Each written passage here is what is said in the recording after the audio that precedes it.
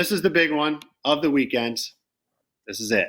We've joked about Arsenal for years and years and years, and we said this, in the beginning of the year, we're like, Arsenal will crash, Arsenal will crash, Arsenal will crash.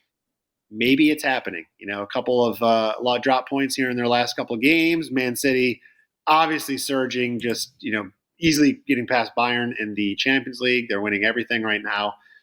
Is this the game that flips the Premier League table, guys? Is this finally when we see Man City get back to the top? Obviously, I know they can't just with this match, but with games in hand, do you think they would be able to turn the table here? So that's the question. Man City versus Arsenal. If we look at the odds here, it's Man City minus 175. And please, somebody tell me a time you remember the number one team in the table this late in the season being plus 425 underdogs, because I don't. And the draw is setting up at plus 320. So that tells you right there what the odds makers think about this match. So, Pavlos, let's go to you first here to break it down. We'll let Bryan bring it home. What do you think for Man City and Arsenal? I do see goals here. I see goals here, and Arsenal, we've been joking about their Jenga tower for the entire season. It's kind of happening with, 3 draws in the last 3. Their defense is in shambles. They have some major defensive issues right now. Even just 3 clean sheets in their last 17 matches. They conceded 2+ goals in 8 of those 17 matches, and in each of the last 3. And, they conceded a lot of goals against teams like Southampton, West Ham, and Bournemouth, for heaven's sake. I mean, their defense gets exposed by players like Philip Billing and Theo Walcott. What year is this? I mean, what do you think is going to happen when De Bruyne and Haaland are going to face them? So, City, they're in really good form right now. Scored 2+ goals in 10 of the last 12 matches in all competitions. A total of 41 goals, or an average of 3.4 goals per match. They've been ecstatic at home so far in the season, scoring 3+ goals in 19 of 26 home matches and in each of the last 6. And they also scored 4+ goals in 11 of 26 home matches. So, Arsenal's defense is really bad right now. They're conceding goals left and right, even against the unlikeliest of opponents. They're already missing Saliba, who is one of their top defenders this season. They're also missing Tomiyasu, who I don't really trust that much, but these are 2 defenders that are supposed to be starters. And they're also missing midfield anchor Granit Xhaka. He's one of their best midfielders. Also as a defensive midfielder, but also as a creative midfielder. So, who's going to land into tackles with no regard for human life? He's the one that does that. And somebody's got to stop De Bruyne's finesse and Haaland's, whatever he has, everything. So, who's going to do that? Probably Partey, who I consider to be carded at plus 200. But those are some crucial absences for an already shaky Arsenal defense. So, sign me up for goals here. I'm taking the combo of both teams to score and over 2.5 goals, plus 100. Really don't care who wins. So if you can't find that prop, or if you can't build that prop, you can pivot to the over 3 goals, but with a small chance of a push. So I like goals here. I don't care who wins. Pavlos' famous tagline, of course. He's expecting goals here in the Man City-Arsenal clash. Bryan? I wonder what you're thinking here. Are you going to be pivoting towards the side? Or are you also looking at the goal line in this one?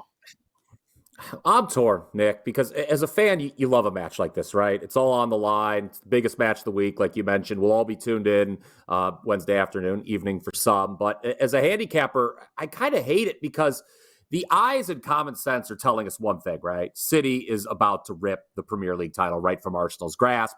But you mentioned it, Nick, at the top. Looking at the match from a market perspective, there has just been a dramatic shift, and there's just not a ton of value left on City to just win. And here, now, the numbers are the numbers, and the shift is not without justification, the market shift. Man City, guys, is the best team in the world. There is absolutely no disputing that. Unbeaten the last 16 matches. They've won 13 of them. Each of the last 2 weeks we've been on the show, and we marvel at the price against Bayern Munich in the Champions League, right? What do? They destroy Bayern 3-0 in the first leg, and then they were a road favorite in Germany.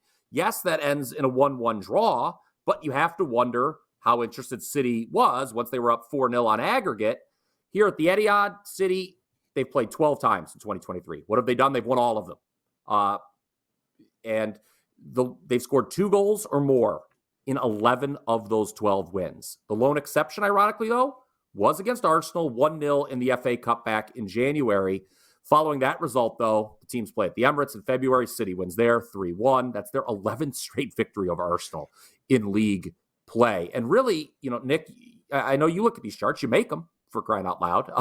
We shouldn't be surprised that City is approaching the top of the table, right? Because the underlying metrics have said City is the better team most of the year. They're ahead in XGD, they're ahead in expected points. And then you turn to Arsenal, as Pavlos mentioned, it's just fallen apart defensively. First 18 games, they conceded only 14 goals. They had 9 clean sheets. Last 14 games, they've conceded 20 goals and just 3 clean sheets. XG data backs up the regression as well. Over the last 3 weeks, they've twice blown 2-goal leads and had to settle for draws. Last week, my goodness, they fall behind Southampton 3-1. Yes, they rescued a draw, but they can't be happy with the end result, and their confidence is probably shattered. So I absolutely believe City's going to win Wednesday. But do I want to play them at this price on the 3-1 line? Not really. I don't really want to lay the goal either, because that loss in February is the only league match all season where Arsenal has lost by more than 1 goal. Only time. The only other 2 times all season, any competition, Arsenal was beaten by multiple goals. 3-1 by Brighton in the FL Cup back in November, and then 2-0 by PSV in the Europa League group stage, which was back in October. So while Arsenal is struggling, they don't get beaten by more than a goal very often. The total, Pavlos hit on this. The odds makers have adjusted here as well. It was 2.5 the last time they played. Now it's 3. So this is what we're going to do. It's a pretty square parlay, but I think it makes sense. City to win, over 2.5, Haaland to score anytime. Haaland didn't score Saturday. They took him off in the 68th minute because the match with Sheffield United was well in hand at that point. It is not often, guys. He goes back-to-back matches without scoring. Last time that happened, February 28th and March 4th. So almost 2 months ago since Haaland went 2 in a row without scoring. So once again, that's City to win, over 2.5. Haaland, anytime goal scorer. You can get that at DraftKings, pays plus 155. That's the play. I like it, Brian. And yeah, what is Haaland's total at now? Like 45, 46, 47 goals on the year? It's really remarkable. So I do like that parlay, and it lines up with Pavlos expecting some goals here. Brian, go ahead. Yeah, and he's minus 200 to score tomorrow. Oh, wow. The odds makers are expecting him to get on the score sheet. So yeah, there you go. Yeah, he's one of those guys, no matter what you obviously know he's coming, and they're going to feed it to him, but it doesn't matter. All he needs is that little slight touch, and he's best finisher in the game. So good luck on that same game parlay. Definitely like that, and it lines up with Pavlos also thinking goals in that match. Either way, like you said, Brian, we're all going to be watching it. It's going to be a fun match regardless. We'll see what happens later on our next show if we talk about a surprise going down in that game.